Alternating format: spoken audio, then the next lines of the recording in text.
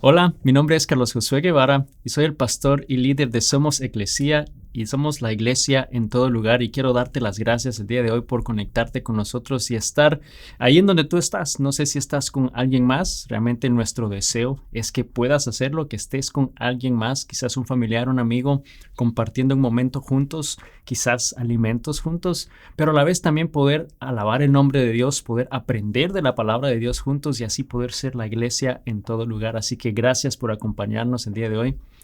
Y estamos hablando de una serie titulada ¿Lo crees? No sé si tú antes has realmente enfrentado quizás una pregunta interna o has tenido que tomar una decisión en base al hecho que le crees realmente a Dios cuando Él te está hablando en cierta dirección. Quizás creo realmente en Dios que Él hará lo que dice su palabra o creo realmente en Dios que Él obrará en mi vida de acuerdo a su plan o creo realmente en Dios que Él proveerá a mi necesidad o creo realmente en Dios y ese espacio que sigue es quizás algo que Dios te ha estado pidiendo por un tiempo, pero quizás has estado batallando con esa decisión. ¿Realmente internamente crees en Dios al tomar esa decisión? Porque es fácil decir, sí creo en Dios y en su poder. Creemos que Él puede hacer esas cosas, ¿no? Pero cuando Él te dice exactamente, haz algo o deja algo o empieza algo o quizás que seas consistente en algo o que te alejes de algo o que actúes de una manera, ¿realmente crees en Dios, en su palabra? Y esta serie titulada ¿Lo crees? Realmente nos reta a creer en Dios y en lo que Él nos dice, creer en su palabra. Y vamos a estar estudiando 4 historias, 4 encuentros que Jesús tuvo con personas que de alguna manera fueron retadas a creer en lo que Él les estaba diciendo, a creer en Él como el Mesías, a creer en Él como su Salvador, como nos está retando a nosotros también día a día y nos reta a creer en Él. Y la semana pasada yo te animo, esta es la segunda parte, si tú no viste la primera parte, yo te animo a que lo hagas y veas realmente ese primer encuentro de Jesús con una mujer que había sido rechazada, que había sido marginada y cómo cómo Jesús transformó su vida. Pero el día de hoy quiero hablarte de otra historia que encontramos en el libro de Juan, capítulo 9. Y es la historia de un ciego de nacimiento, una persona que Dios transformó, que hizo un milagro en él, pero no solamente fue un milagro físico, fue también un milagro espiritual en su vida. Y quiero que vayamos al libro de Juan, capítulo 1, y vamos a leer del 1 en adelante y vamos a ir deteniéndonos para estudiar este pasaje el día de hoy. Y dice, mientras caminaba, Jesús vio a un hombre que era ciego de nacimiento. Rabí, ¿por qué nació ciego este hombre?, le preguntaron sus discípulos. ¿Fue por sus propios pecados o por los de sus padres? No fue por sus pecados ni tampoco por los de sus padres, contestó Jesús. Nació ciego para que todos vieran el poder de Dios en él. Debemos llevar a cabo cuanto antes las tareas que nos encargó el que nos envió. Pronto viene la noche cuando nadie puede trabajar, pero mientras estoy aquí en el mundo, yo soy la luz del mundo. Vamos a detenernos un momento ahí para analizar lo que está pasando en la historia. Empieza diciendo que Jesús va caminando con sus discípulos, no nos dice exactamente a dónde va, pero va caminando, va por el camino cuando Jesús ve a un ciego. Jesús ve a un hombre que había sido ciego de nacimiento. Ahora no sabemos nada más sobre ese hombre. No sabemos su historia, no sabemos dónde nació, no sabemos exactamente detalles de él. Lo que sí sabemos es de que él toda su vida había sido ciego, toda su vida no había podido ver. Y los discípulos le preguntan entonces, Jesús, ¿quién fue el que pecó? ¿Fueron sus padres o fue él? ¿El pecado de quién es la razón por la cual este hombre está ciego? Y en el Antiguo Testamento ellos creían firmemente que la obediencia era igual a una bendición, o sea que la obediencia significaba o traía bendición en tu vida y que el pecado o la desobediencia traía sufrimiento o maldición. Entonces era, si algo malo te pasó, es porque algo malo hiciste, hay un pecado que hiciste que causó eso en tu vida. Y sabemos que quizás hoy en día hemos oído algo similar o quizás tú mismo también piensas de esa manera, piensas que quizás eso malo que te está pasando, esa consecuencia de una acción mala, de un pecado malo, ¿no? Te has oído decir, sin duda, algo malo hizo para que le pasara eso, ¿no?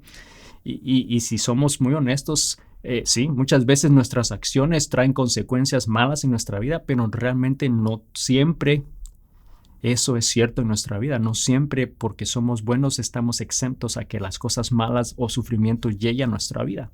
Entonces vemos que aquí los discípulos estaban cuestionando la culpa de quién era, y el pueblo de Israel en ese entonces también creían que el pecado podía afectar a tus hijos. En otras palabras, que tu pecado podía ser pasado y afectar la vida de tus hijos y otras generaciones. Y por eso entonces Jesús les responde, no fue por sus pecados este hombre, ni tampoco por el de sus padres. Les está aclarando que no se trata del pecado, que no hay un culpable por el hecho que este hombre había nacido ciego. No hay un culpable. No es la consecuencia del pecado. Y quizás tú puedes decir, bueno, eso entonces me dice que yo puedo vivir como yo quiera porque no voy a tener, o sea, eso no afecta el hecho que yo pueda traer sufrimiento o no en mi vida si me porto mal. Y bueno, quiero que esperes el resto de la historia y veamos si realmente eso es cierto o no. Yo creo que ese pensamiento tampoco es correcto. Sabemos que aunque las cosas que nos pasan, que no siempre es debido a nuestras acciones, no siempre es consecuencia de una mala decisión, las cosas que suceden en nuestra vida. Ahora, lo que sí te puedo decir y nos muestra este pasaje es que el sufrimiento no siempre es castigo. Muchas veces es escenario para que Dios se revele.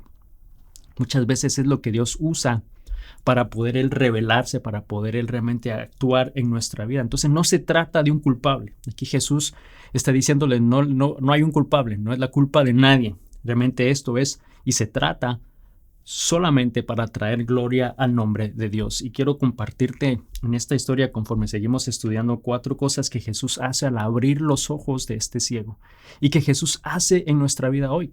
Al abrirnos los ojos, esos ojos espirituales, y al Él revelarse en nuestra vida como el Mesías que trae luz a nuestra vida a través de su palabra, hay 4 cosas que Él hace con este hombre y que quiere hacer en nuestra vida hoy. Lo primero es que Jesús obra con propósito, no por casualidad. Vemos que Jesús les aclara que hay un propósito, ¿no? Les dice, claro, no es la culpa de nadie, o sea, hay un propósito por el cual este hombre nació ciego, por el cual las cosas suceden. No es por el pecado, no es por un culpable, no hay culpa en nadie. Entonces vemos que Dios puede usar lo que parece una limitación para revelar su poder en nuestra vida. Él puede usar eso que se ve como una limitante o como un sufrimiento o como una prueba. Él puede usar eso para revelar su poder en nuestra vida. Ahora, de nuevo, no significa otra vez que podamos hacer lo que querramos, porque hay consecuencias a nuestras acciones. Claro, si tú haces algo malo o indebido, va a haber una consecuencia que vas a pagar, ¿no? No puedes decir que estás exento a ese resultado. Pero a la vez también sabemos que Dios es fiel, que Él es bueno. Y cuando hay obediencia, hay bendiciones que Él nos da por esa obediencia. No significa entonces que la desobediencia siempre va a ser un castigo, o el sufrimiento es la consecuencia del pecado, porque no siempre es así. Nos ponemos a estudiar en la palabra de Dios y vemos que el sufrimiento, la prueba llegó a hombres que no necesariamente estaban haciendo las cosas mal, ¿no? No estamos exentos por muy buenos que pensemos que seamos, o cuando estamos haciendo las cosas correctas. Eso no nos hace exentos al sufrimiento o a que las cosas malas o las pruebas puedan llegar a nuestra vida. Si vemos en la Biblia la historia de Job, la palabra dice que él era un hombre justo, era un hombre recto, un hombre temeroso de Dios, mas sin embargo llegó el sufrimiento a su vida sin causa alguna. Realmente moralmente hubo un periodo de sufrimiento y de prueba en su vida. Vemos que no era el resultado de un pecado. El Salmo 73, aquí el salmista habla que constantemente ve cómo justos están sufriendo y cómo los malos, los perversos prosperan, ¿no? Eso no tiene lógica. O sea, como si son malos y perversos, ¿por qué va a haber bendición en su vida? Aquí el salmista está batallando con eso, cómo los justos están entonces sufriendo cuando hay malvados que están perseverando, pues están prosperando. Nos damos nuevamente cuenta entonces que eso, la consecuencia de ese sufrimiento no es el pecado, y así sucesivamente hay pasajes en el Antiguo Testamento que nos lo confirman. Entonces el sufrimiento o la prueba no eran un castigo en la vida de este hombre. Por eso es que Jesús les dice inmediatamente, no es culpable, no hay nadie a quien culpar, hay un propósito.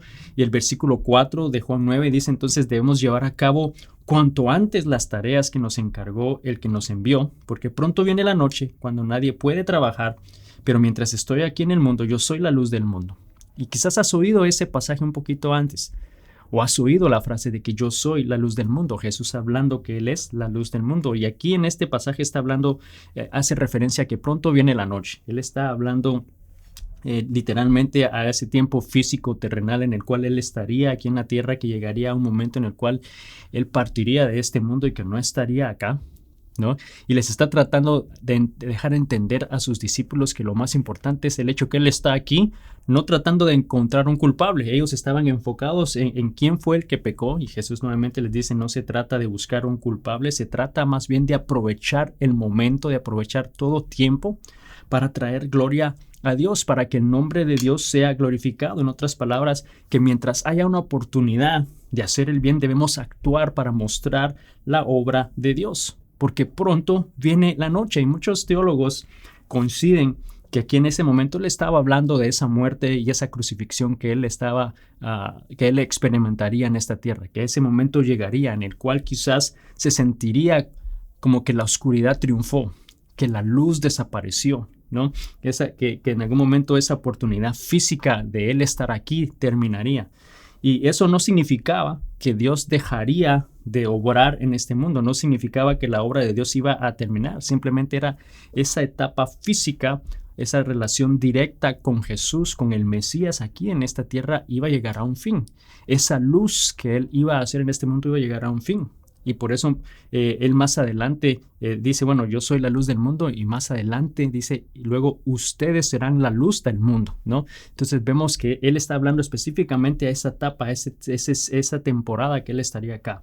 Dice, entonces, mientras estoy aquí, dice, yo soy la luz del mundo. Y la luz del mundo representaba el día, por eso es que usa la metáfora de noche y día, ¿no?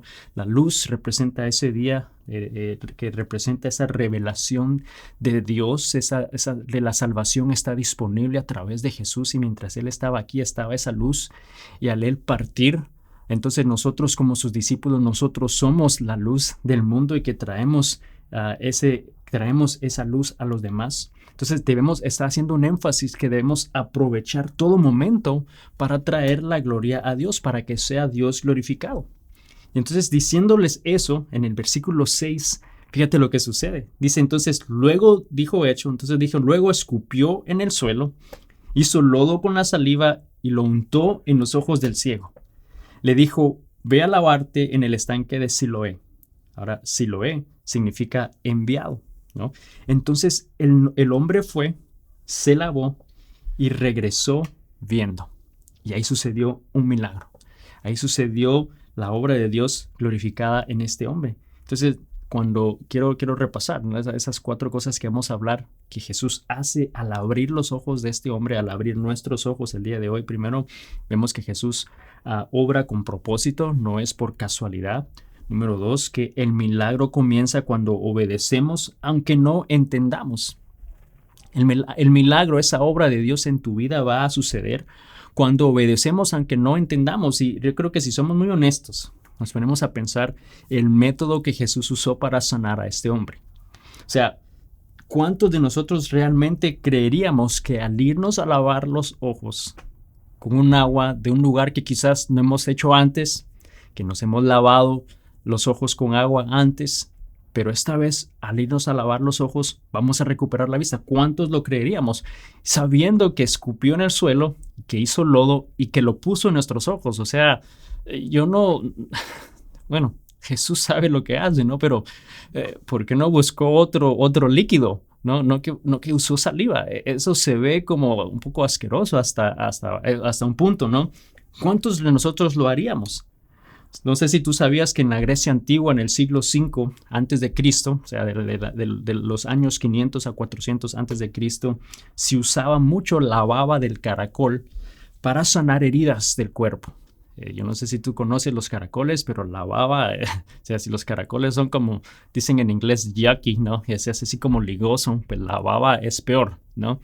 Y eso lo usaban, lo untaban en las heridas que quizás hoy en día pensaríamos, bueno, eso te va a infectar más, no te va a ensuciar más, pero ellos lo usaban para sanar heridas. Y Hipócrates, que era considerado el padre de la medicina en Grecia, en ese entonces, él recomendaba caracoles triturados para ponerlos en esas heridas y más especialmente la baba. Entonces, si tú tenías una herida, una cortada, se habría abierto alguna cuchillada, usaban eso para sanar. Yo no sé si tú te dicen el día de hoy que hagas eso, si lo harías, si creerías que eso va a sanar tu herida. Ellos creían que habían propiedades antibacterianas en ese proceso y yo creo que el día de hoy nosotros pensaríamos eso no tiene nada de antibacterial, más bien es bacterial, lo que vamos a poner ahí es bacterias, ¿no? Pero vemos que Jesús hace un método similar, él escupe en el suelo, hace el lodo, se lo unta en los ojos a este hombre y lo impresionante es que este hombre se levantó y se fue a lavar. Él se levantó y obedeció. Yo no sé cuántas veces él había hecho eso antes, porque yo creo que fácilmente ese hombre, digo, bueno, yo me he lavado los ojos cantidad de veces. ¿Cuál es la diferencia esta vez? O por otra parte, yo no sé, también este hombre pudo haber pensado al saber que él escupió en el suelo y que hizo un lodo para untárselo en los ojos, quizás se pudo haber pensado, bueno, este hombre sinvergüenza, ¿quién se cree que es? ¿Se está burlando de mí? ¿Cree que yo soy tonto para pensar que eso que él hizo va a sanarme? O sea, ¿cree que yo soy tan tonto? Soy ciego, pero no tonto, para pensar que eso me está haciendo bullying, se está burlando de mí, ¿no? Quizá también pudo fácilmente usar su ropa y quitárselo en ese momento. O sea, muchas cosas pudieron haber pasado, mas sin embargo, lo impresionante es que él obedece. Este hombre se levanta y va a hacer lo que Jesús le dijo. Ahora, el ir a ese tanque de Siloé, la Biblia no menciona claramente dónde estaba o la distancia, pero podemos asumir en base al contexto de Juan 8 y de Juan 9, podemos asumir que Jesús estaba cerca del templo haciendo su ministerio con los discípulos cuando esto sucedió. Entonces, al estar cerca del templo, ese tanque estaba aproximadamente a 600 a 700 metros de ahí. Caminando eran aproximadamente unos 10 minutos de camino, que para un ciego es bastante largo. Estás hablando de un cuarto a una mitad de milla de distancia. O sea, no era nada más ve a lavarte aquí al lado, no ve a lavarte al baño, no, era algo que le iba a tomar distancia, que iba a llegar cansado, que eran calles irregulares de piedras que este hombre iba a caminar, mas sin embargo lo hizo, no tenía sentido. Mas, sin embargo, hizo lo que Jesús le estaba diciendo. Ahora, el milagro no ocurrió cuando Jesús le untó el lodo en los ojos. Él no recuperó la vista en ese momento. La vista la recuperó cuando el hombre fue y se lavó. Cuando él llegó y cuando él obedeció a lo que Jesús le había dicho. Cuando él creyó en lo que Jesús le dijo. ¿Sabes? Dios no siempre explica el proceso, pero muchas bendiciones están al otro lado de la obediencia. Él no siempre nos dice cómo va a suceder o el proceso de las cosas, pero las bendiciones, muchas de ellas están al otro lado de la obediencia, están cuando tú entonces actúas y obedeces y crees en lo que Jesús te está diciendo. Entonces, algunos de nosotros quieren ver para creer, ¿no? Queremos ver para creer, pero sabes, el reino de Dios y la manera que Él opera, muchas veces tú tienes que creer para ver. Es lo contrario, tienes que creer para poder entonces recibir y experimentar ese milagro en tu vida. Y este hombre creyó y pudo ver. Creyó en Jesús y pudo ver. Entonces, él creyó específicamente en lo que Jesús le estaba diciendo porque él sabía que había algo especial en este hombre. Era un hombre que había sido enviado por Dios. Quizás no tenía claro quién era exactamente, pero sí sabía que venía de Dios. Ahora, nos lleva a un tercer punto. El creer en Jesús provoca oposición. El creer en Jesús muchas veces va a provocar que haya oposición en tu vida. Ya este hombre creyó en Jesús, fue a lavarse, recibió la sanidad, recibió el milagro de Dios. Él lo hizo porque él había oído de Jesús. No sabía exactamente quién era, pero sí identificaba que era un hombre de Dios. Y ese es el versículo 8 al 34 de Juan. Es lo que sucedió después del milagro y cierta interacción que este hombre tuvo con algunas personas, con sus vecinos que lo encuentran y no lo reconocen o no creen que era él. Dice, se le parece a él, pero él les afirma, sí soy yo, y le preguntan, ¿cómo recuperaste la vista? Y él les dice, bueno, vino este hombre llamado Jesús y escupió en el suelo, me echó un lodo en los ojos y me dijo que me fuera a lavar al tanque de Siloé y recuperé la vista. ¿No? Entonces Vemos que esa historia continúa y él interactúa con más personas al punto que lo llevan ante los fariseos, este grupo religioso, porque esto sucedió en el día de descanso, en el día que no se podía trabajar, ¿no? Que no se podía hacer nada, y eso crea diferentes opiniones, crea conflictos, y lo llevan ante este grupo de fariseos en el versículo 16 y dice que algunos de los fariseos decían: este tal Jesús no viene de Dios porque trabaja en el día de descanso, o sea, está infringiendo la ley. Dice, otros decían: pero ¿cómo puede un simple pecador entonces hacer semejantes señales milagrosas? Así que había una profunda diferencia de opiniones entre ellos. Vemos entonces que unos opinaban que sí venía de Dios, otros que no venía de Dios. Y vemos que este hombre creyó en Jesús, creyó que él venía de Dios y experimenta este milagro en su vida. Él recupera la vista.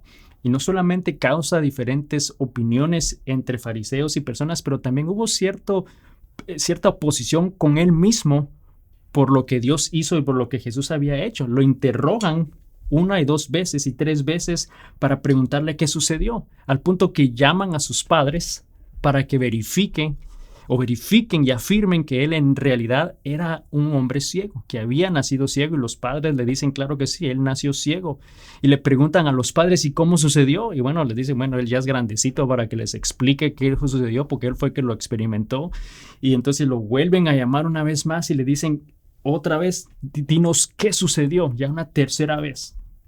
Y entonces aquí este hombre les dice, bueno, ustedes, ¿qué tanto quieren saber de cómo sucedió? O sea, ¿ustedes quieren ser también discípulos de él? O sea, él reconoce nuevamente que este era un hombre espiritual, era un hombre de Dios, alguien que tenía el poder de Dios en él. Y entonces era como, ustedes, entonces, ¿qué tanto quieren saber? ¿Quieren también seguirlo a él? ¿No? Y estos se enojan con él, se molestan con él y le dicen, es que la verdad no sabemos de dónde viene este hombre, no sabemos de dónde viene, cómo surgió, con la autoridad de quién viene, ¿no? Y la respuesta de este hombre es curiosa, es más bien un poco, yo diría, sarcástica, pero a la vez también les retó a los fariseos su respuesta en el versículo 30 al 33. Dice este hombre, ¿qué cosa tan extraña? Respondió este hombre. A mí me sanó los ojos. En otras palabras, yo confié en lo que me dijo, porque reconocí quién era y el poder que él tenía, y me lavó los ojos. Y dice, y ustedes, que son religiosos, que conocen de Dios, ni siquiera saben de dónde viene o de dónde proviene, refiriéndose al poder que había en él. Dice, sabemos que Dios no escucha a los pecadores, pero está dispuesto a escuchar a los que lo adoran y hacen su voluntad. Entonces, desde el principio del mundo, nadie ha podido abrir los ojos de un ciego de nacimiento. Si este hombre no viniera de parte de Dios, obviamente, entonces no habría podido hacerlo. O sea, no sé qué tanto debaten ustedes para creer que este hombre viene de Dios, para creer que este hombre tiene el poder y la autoridad de Dios. Este ciego tenía claro quién era Jesús, que Jesús era un hombre de Dios que tenía poder y autoridad. Y al él creer en él, experimentó ese milagro. Él experimentó el milagro físico en él, y al creer en Jesús, al creer en lo que él hizo y dejar que él actuara en su vida, pues causó oposición al él compartir lo que Jesús había hecho en su vida. Y sabes, quizás tú el día de hoy puede que experimentes cierta oposición también en tu vida por creer en Jesús, por confiar en Dios, por obedecer sus mandamientos. Quizás te crea un conflicto y pierdes una amistad, o crea conflicto en una relación familiar, o pierdes un trabajo, o pierdes un negocio, o pierdes un socio a consecuencia de tu fe en Cristo Jesús. Y este hombre entonces, que era ciego, él tenía claro quién era realmente Jesús. Era un hombre de Dios. Al igual que nosotros sabemos quién es Dios, sabemos quién es Jesús, sabemos el poder que Jesús tiene, pero la pregunta es, ¿estamos dispuestos a obedecer en lo que Él nos llama a hacer? ¿Realmente creemos en Él lo suficiente para actuar a lo que Él nos está llamando a hacer? Debemos de recordar lo que Jesús hace al abrir nuestros ojos, como lo hizo con este ciego. Primero, Jesús obra con propósito, no es casualidad. El milagro comienza cuando obedecemos, aunque no entendamos que el creer en Jesús provoca oposición. Pero número 4, y con esto terminamos, es que Jesús no solo desea solucionar tu problema, Él desea transformar tu corazón.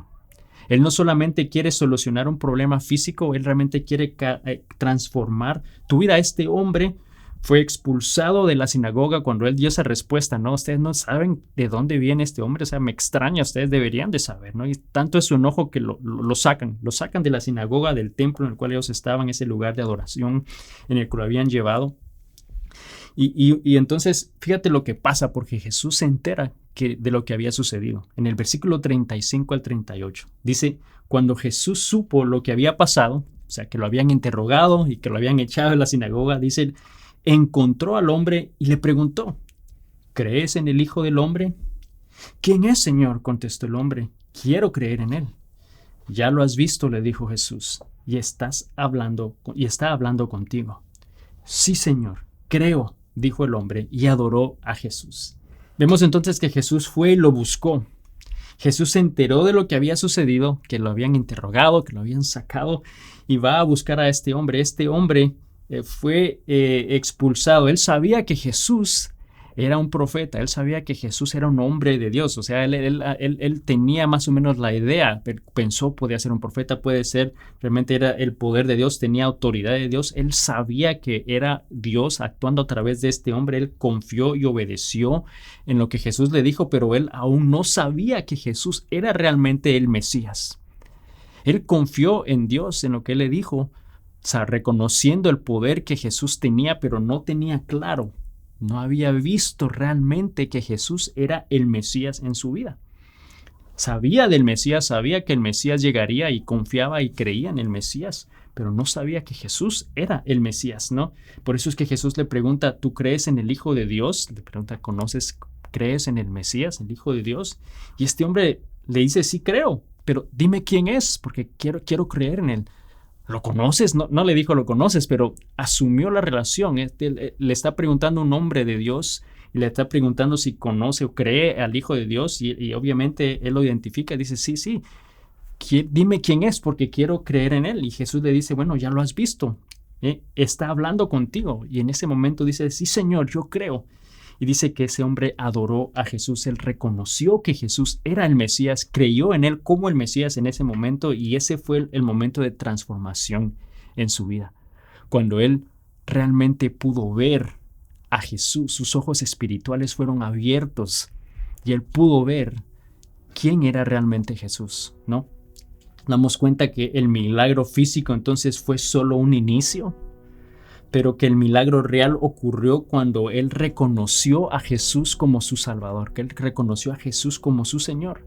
Entonces Jesús no solo desea solucionar tu problema, él desea transformar tu corazón, él desea realmente transformar tu vida. Y la verdad es que todos nosotros necesitamos experimentar al Mesías de esa manera. Todos nosotros necesitamos experimentar a Jesús de esa manera. Necesitamos creer en él, reconociéndolo y creyendo en él como Jesús, como el Mesías, como el Salvador del mundo. Porque decimos, sí creo en él, sí creo que tiene poder, sí creo que puedo hacer todas esas cosas, sí creo que es el Hijo de Dios, pero ¿realmente estás dispuesto a obedecer lo que él te llama a hacer? ¿Realmente le crees? ¿Lo crees en tu vida, en lo que él te está diciendo o te ha estado llamando por mucho tiempo? Recuerda que Jesús desea abrir nuestros ojos como lo hizo con este ciego. Él va a usar todo para su obra. Jesús obra con propósito, no es casualidad. El milagro en nuestra vida va a comenzar cuando obedecemos, aunque no entendamos, aunque no tenga lógica, pero al obedecer es donde Dios empieza a actuar y muchas veces esa confianza y esa fe en Jesús, el creer en Jesús va a provocar oposición, va a quizás crear conflicto en tu vida, pero recuerda que Jesús no solo desea solucionar un problema, él desea transformar tu corazón el día de hoy. Y yo no sé si tú te identificas con este hombre ciego, que quizás estás por primera vez viendo claramente quién es Jesús, o quizá por otra parte con los fariseos, que quizás tienen este conocimiento de quién es Jesús, pero lamentablemente están ciegos al reconocer que Él era Jesús, el Mesías que estaban esperando. Mi deseo es que tú puedas reconocer a Jesús como lo hizo este hombre, ¿no? Que puedas realmente postrarte delante de Él, adorarte, reconocerlo como el Salvador del mundo y no solamente dejar que Él transforme tu vida, pero estar dispuesto a obedecer lo que Él te llama a hacer. Eso que te ha estado quizás ya hablando por un tiempo, ¿Realmente lo crees? ¿Crees en Él? ¿Confías en Él para actuar? Recuerda que cuando tú dices que creo en Jesús, que confiamos en Jesús, nuestra respuesta debe de ser de adoración y de obediencia a lo que Él nos llama a hacer. Señor Jesús, te doy gracias el día de hoy por tu palabra. Gracias porque tú eres un Dios maravilloso. Señor, gracias porque en tu palabra encontramos, Señor, sabiduría. En tu palabra encontramos dirección. En tu palabra encontramos, Señor, esa guía, esa luz para nuestro caminar. Padre, gracias porque a través de Jesús nosotros podemos experimentarte a ti, Señor. Podemos tener esa relación personal contigo, Señor, una relación directa contigo el día de hoy, Señor. Gracias porque Jesús hace posible que nosotros podamos, Señor, tener esa intimidad contigo. Señor, yo te pido que el día de hoy, hombres, mujeres, jóvenes, niños que puedan estar viendo o escuchando esta enseñanza, Señor, que tú puedas abrir sus ojos espirituales, que tú puedas abrir su mente, Señor, para que ellos puedan realmente entender y recibir y creer que tú eres Jesús el Mesías, que tú eres Jesús el Señor, el Hijo de Dios, que es la luz al mundo y que trae salvación a nuestra vida. Padre, y que estemos dispuestos a obedecer a lo que tú nos llamas a hacer. Padre, te damos a ti toda honra y gloria en el nombre de Jesús. Amén. Y amigo, amiga, quiero recordarte que el enemigo quiere evitar que tú realmente des ese paso de fe. Va a quizás usar mentiras, va a usar dudas en tu mente, en tu corazón, para tratar de evitar que tú des ese paso de obediencia. Pero recuerda que la obediencia es la clave para que podamos ver el poder de Dios obrar en nuestra vida, que eso que estás quizás esperando o quizás que tú sabes Dios te ha estado llamando a hacer y no lo has hecho, que todo está basado en tu obediencia, todo está basado en dar tú ese paso de fe, que recuerdes que Jesús está con nosotros todo el tiempo, que Él nos sostiene en su mano y que nos está diciendo: hijo mío, confía en mí. Confiemos en Dios esta semana. Que Dios te bendiga. Nos vemos la próxima semana. Bendiciones.